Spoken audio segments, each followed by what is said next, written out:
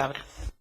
Muchas gracias, señora presidenta. Espero que la voz cascada que tengo hoy me permita realizar la intervención completa. Señorías, he de decirle que quizás el mejor balance de la legislatura, de lo que llevamos de legislatura, es que pues no es de extrañar que la señora Díaz quiera irse a Madrid. Y es que realmente entendemos que el proyecto del Partido Socialista en Andalucía, el proyecto de gobierno, está bastante agotado. Usted daba una serie de cifras, todas maravillosas, en su intervención, que me hacen pensar que, bueno, la brecha que existe entre la Andalucía oficial y la Andalucía real parece que cada vez es mayor. Al final de su intervención mencionaba rápidamente, muy de pasada, la precarización y, bueno, sí, algunos problemas de pobreza, ¿no? Que parece que hay que decirlo al final y deprisa para que no resalten mucho.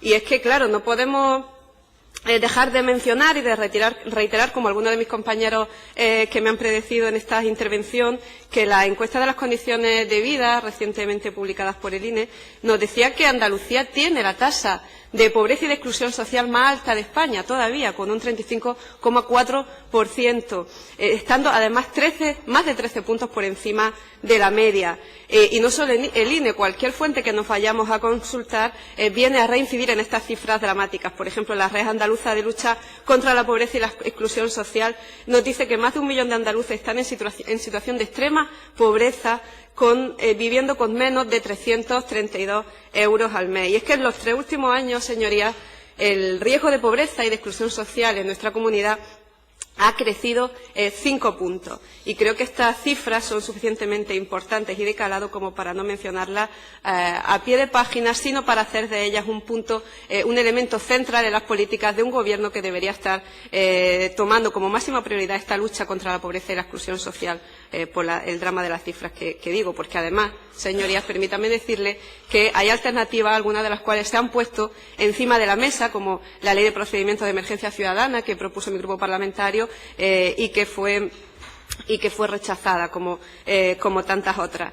Habla usted de empleo, claro que el paro tiene que descender, eso es cierto, pero es que no podemos olvidar que el empleo que se genera tiene que ser de calidad. Seguimos en Andalucía con más del 90% de los contratos siendo temporales. Mencionaba usted el sector turístico, que ahora en estos meses venideros va a estar muy en boga. Pues es que la tasa de temporalidad del sector turístico andaluz está 11 puntos por encima de la media nacional. Andalucía es la comunidad autónoma con los salarios más bajos del sector turístico.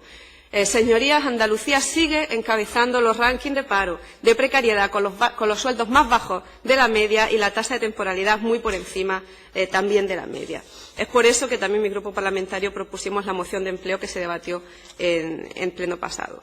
Señorías, es fundamental, además, acabar con la corrupción, porque la corrupción, como ustedes ya habrán comprobado por las cifras, genera atraso, la corrupción genera desigualdad, la corrupción genera paro y en este sentido, con un 28,7% de paro en Andalucía, no podemos permitirnos haber perdido 1.684 millones por una mala gestión y por corrupción. Recordemos que los 741 millones que, según el fiscal, ha costado lo ERE, los 800 millones que costó la paralización de los cursos de formación, los 143 en subvenciones irregulares de la formación. Y cuando digo costó, digo nos costó a los andaluces y a las andaluzas. Estos 1.684 millones que deberían haberse empleado en políticas de generación de empleo. Y ahí nos preguntamos, ¿esa es la política de empleo que quiere exportar la señora Díaz a Madrid? Vamos a ver lo que pasa. La corrupción no es un mal endémico, tiene solución y hubiera sido fácil desde el primer momento, de manera valiente, haber establecido medidas legislativas para luchar contra ella. Pero el Gobierno, he de decir también en este caso junto a PP y Ciudadanos, prefirió votar no a leyes como la Ley de Cuentas Claras o la Ley para crear una oficina anticorrupción. Y si nos vamos a otros ámbitos, nos encontramos con más de lo mismo. Usted ha mencionado también el tema de la I+D+I. En el ámbito de la ciencia y la I+D+I el panorama no ha podido ser más desolador. En ese sentido, de decirle que vamos a estar muy vigilantes en cómo arranca y cómo se desarrolla el nuevo PAIDI. En cuestión de educación, señorías, es que la educación pública en Andalucía necesita un plan de rescate. Necesitamos más financiación, más profesionales, menos externalizaciones y menos precariedad. Es uno de los sectores más vulnerables junto a la sanidad. Mencionaba usted también cultura y en ese sentido es hasta gracioso escuchar hablar de un esfuerzo presupuestario en materia cultural cuando siempre hemos sido la hermana pobre de este Gobierno y siempre lo seguimos siendo. De hecho, esto tiene unas consecuencias muy directas, ¿no? En cultura, por ejemplo, estamos viviendo una situación dramática de destrucción de yacimientos arqueológicos que son daños irreparables y que son debido a la desprotección que sufren debido a la inacción del Gobierno y, además, en este caso, al incumplimiento de la ley. Y hablando de leyes, el plano normativo que presenta su Gobierno queda estupendo sobre el Boja, pero yo me pregunto, ¿de verdad va a ser el Gobierno capaz de llevar a cabo todas las leyes que ha prometido llevar a cabo? Porque, vamos, no he hecho las cuentas bien, pero es que tocaríamos como un par de leyes por pleno o algo así que habría que estar debatiendo. Y, además, el problema luego no es dotarnos de leyes, que es estupendo, y muchas de ellas sobre el papel están estupendas. El problema es que luego no se les dota de financiación o directamente no se cumplen, como pasa con la estupenda Ley de Patrimonio Histórico que tenemos en Andalucía y cuyo grueso normativo está sin incumplir, ahí la vulnerabilidad que sufrimos. Señorías, el Gobierno de Susana Díaz ha sido el Gobierno del no. No ha sabido ver las nuevas necesidades de la sociedad andaluza, no ha sabido tender la mano a aquellos grupos, entre ellos el mío, que hemos intentado ayudar y poner sobre la mesa algunas propuestas normativas o sin rango de ley incluso para solucionar ciertos problemas. Y la consecuencia es que, al final, tras estos 2 años de legislatura, tenemos una sociedad más desigual, un empleo cada vez más precario y, además, como colofón, tenemos al señor Rajoy de nuevo en el Gobierno.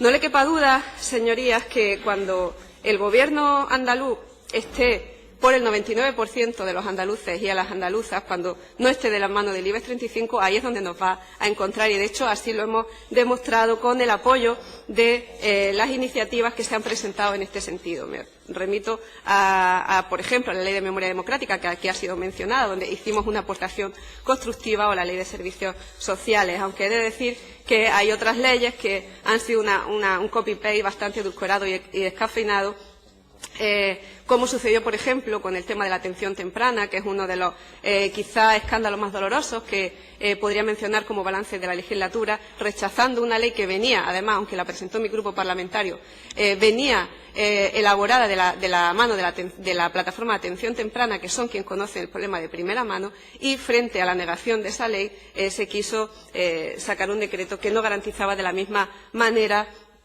los derechos de los niños y niñas que requieren atención temprana.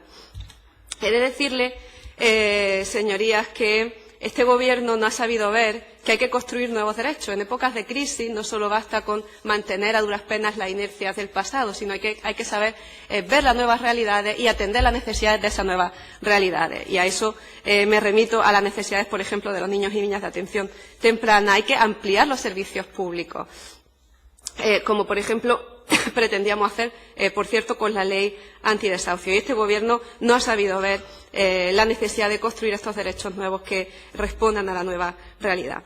Para concluir, sus señorías, he de decir que quizá el balance más positivo de los 2 años de legislatura habría que buscarlo fuera del muro de las instituciones, precisamente, y habría que encontrarlo en las calles y en la ciudadanía, que ha estado cada vez más empoderada, que ha estado cada vez reaccionando más. Ahí tenemos los ejemplos de la marea verde, la marea blanca, que han tenido que salir a la calle decenas de miles de andaluces para que el Gobierno sea capaz de rectificar en asuntos que eran difícilmente defendibles dentro de los muros de la institución. En este sentido, quisiera felicitar como conclusión de balance positivo de la legislatura a los andaluces y a las andaluzas que han sabido estar a la altura de los tiempos y han sabido elevar su voz para reclamar el Gobierno que se merecen y que todavía, por desgracia, Andalucía no tiene. Muchas gracias.